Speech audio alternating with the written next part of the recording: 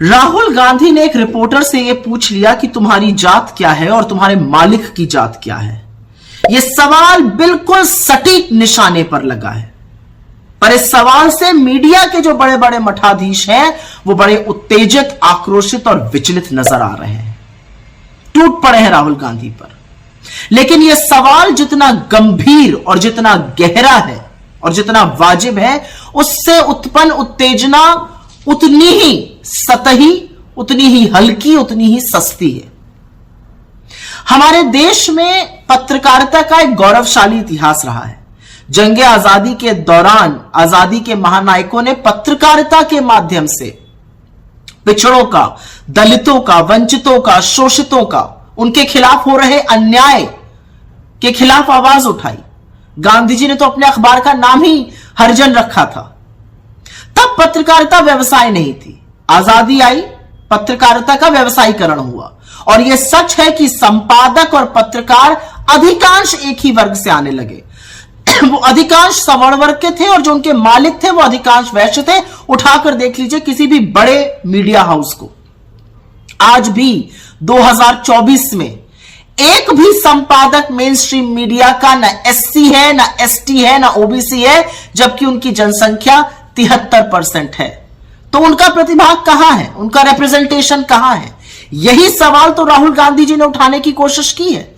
इसी सवाल का तो जवाब वो आपसे मांग रहे हैं। बजाय इसका जवाब देने की कि इन लोगों का 73% का रिप्रेजेंटेशन कहां है, राहुल गांधी पर टूट पड़ना इसका जवाब नहीं है, उस पर बरगलाना इसका जवाब नहीं है। और क्या ये लोग उन लोगों की आवाज बन सकते हैं? क्या ये समझ सकते हैं उनकी पीड़ा? टीवी स्टूडियो में बैठ के ज्ञान देना बहुत आसान है, चले जाइए गांव देहात। आज की तारीख में भी एक ब्राह्मण और ठाकुर को बाबा और बाबू कहा जाता है, और कोई दलित पिछड़े वर्ग का आज भी आपके सामने कुर्सी पर बैठने से अचकचाता है, उसके लिए बेंच लगाई जाती है, अलग बर्तन में खाना दिया जाता है। क्या ये उन दलितों की आवाज बन सकते हैं जो दलित बस्ती तक सीमित है? क्या ये उस दर्द को समझ सकते हैं? टीवी स्टूडियो में चकाचौंध में टाई पहनकर आदिवासियों को वन में रहने की हिदायत देने वाले लोग, उनको कोयला चोर घोषित कर देने वाले लोग, ये बनेंगे शोषितों, दलितों, वंचितों, आदिवासियों, अल्पसंख्यकों की आवाज? नहीं बन सकते हैं।